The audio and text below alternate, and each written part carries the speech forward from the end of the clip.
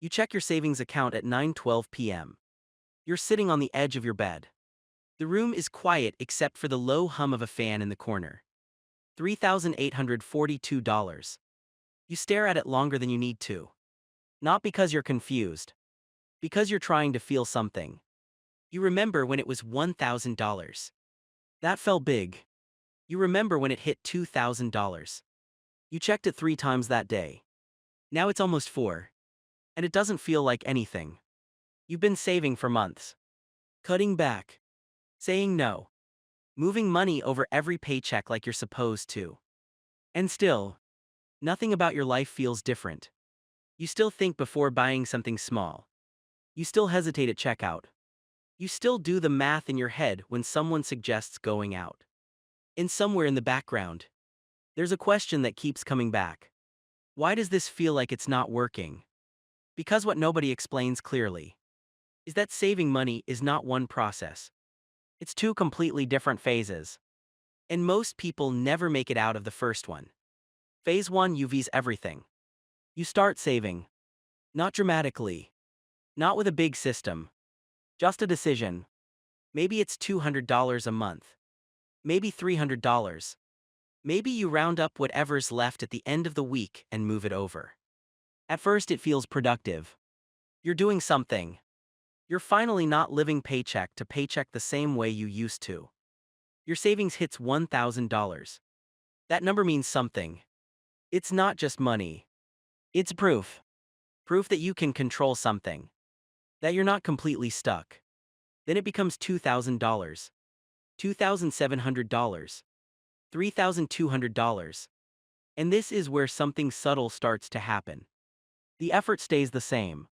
But the feeling fades. Because at this level, your money is not helping you yet. There's no meaningful interest. No visible growth. No moment where you check the account and think, wow, that moved. It doesn't move. You move it. Every dollar in that account came directly from a decision you made. A dinner you skipped. A purchase you delayed. A weekend you kept simple. So your brain starts doing what it's designed to do. It looks at effort versus reward. And it starts asking, why am I doing this? Not in a dramatic way. In a quiet, logical way. Because nothing about this phase feels like progress. It feels like restriction. Your life doesn't feel bigger. It feels smaller. You say no more often than you say yes.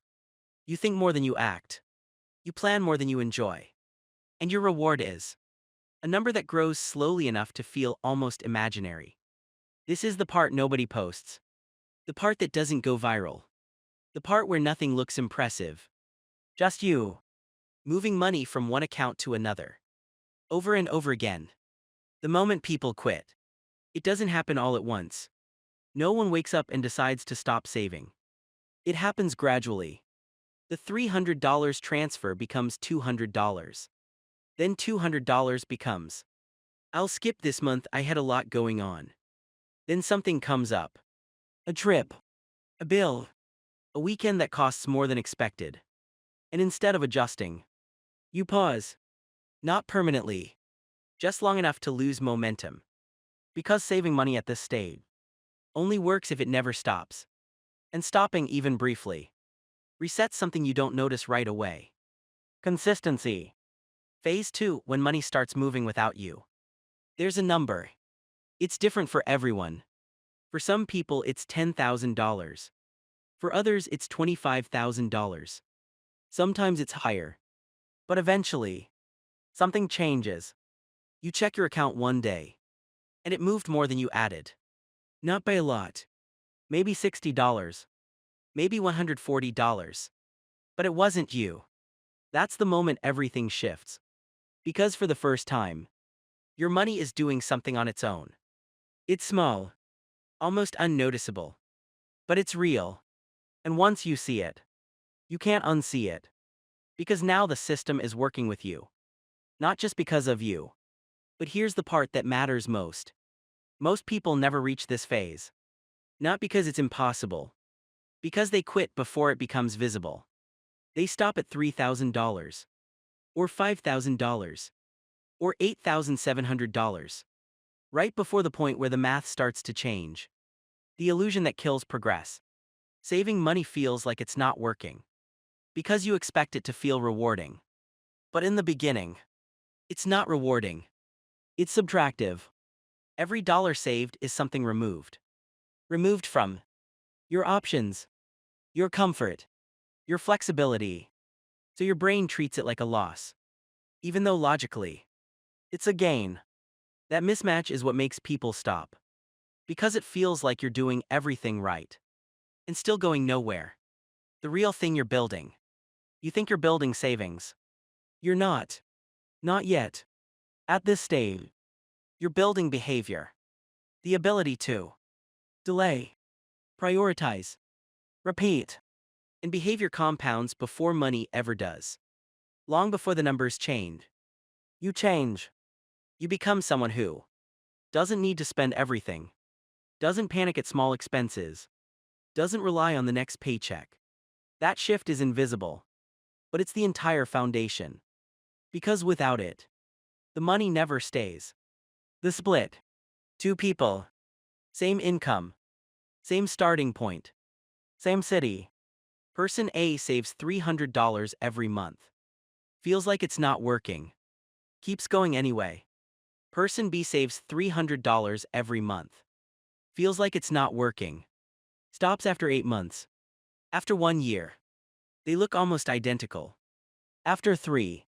They don't. Person A has momentum. Person B has resets. And momentum compounds. Resets don't. The quiet truth. Saving money doesn't feel like it's working. Because in the beginning, it isn't supposed to feel like it's working. It's supposed to feel slow, repetitive, uneventful. Because that's what consistency feels like.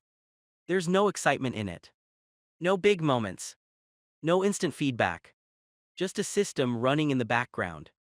And systems don't feel powerful until they've been running long enough to show it.